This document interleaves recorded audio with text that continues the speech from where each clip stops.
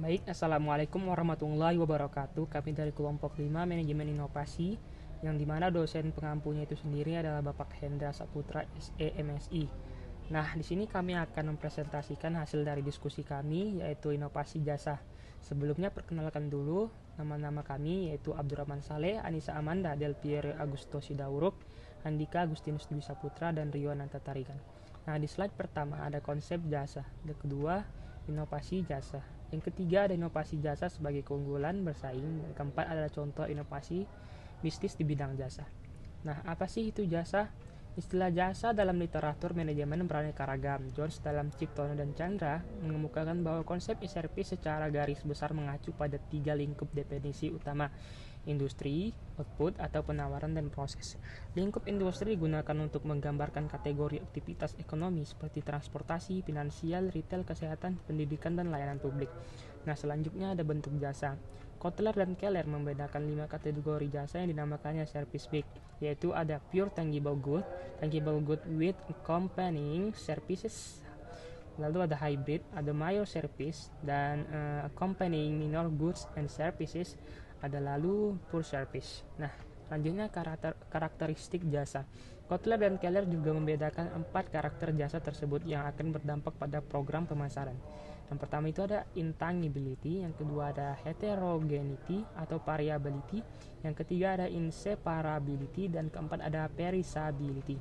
Nah, selanjutnya ada inovasi jasa. Ada 2 kategori utama dalam pengklarifikasian inovasi jasa, yaitu ada radical innovation dan incremental innovation.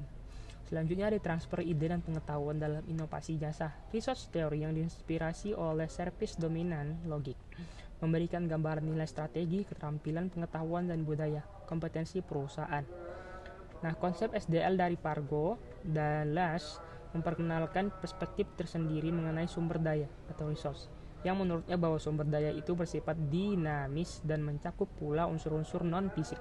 Dalam perspektif S sampai D, logik dibagi menjadi 2, yaitu operand resources dan operand resources. Lalu ada co-creation value. Nah, nilai proses co-creation yang melibatkan pemasok akan menciptakan value proposition yang unggul dengan pelanggan. Penentuan nilai terjadi ketika sebuah pelayan atau barang yang baik dikonsumsi.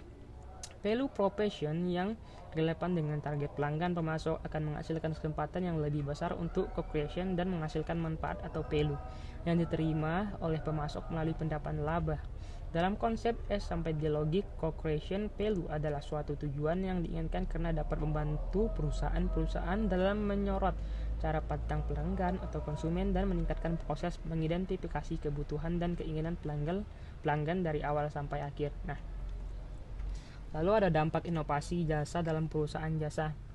Yang pertama itu efek proses bisnis. Dalam level ini membahas dampak pada proses internal bisnis, kapasitas penyediaan jasa, biaya internal, produktivitas, fleksibilitas, reduksi resiko.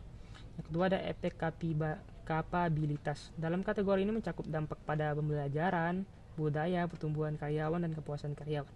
Lalu ada efek relasional. Dalam kategori ini didasarkan pada dampak nilai konsumen, kepuasan konsumen, loyalitas konsumen, lock-in effect, citra atau hubungan, dan mitra bisnis kualitas jasa. Lalu ada efek finansial. Dalam kategori ini mencakup dampak pada kinerja finansial secara umum, market share, penjualan, dan market value perusahaan. Lalu ada efek kompetitif. Dalam kategori ini didasarkan dampak pada posisi persaingan, kemampuan untuk bertahan, penciptaan pasar baru, dan kinerja strategi.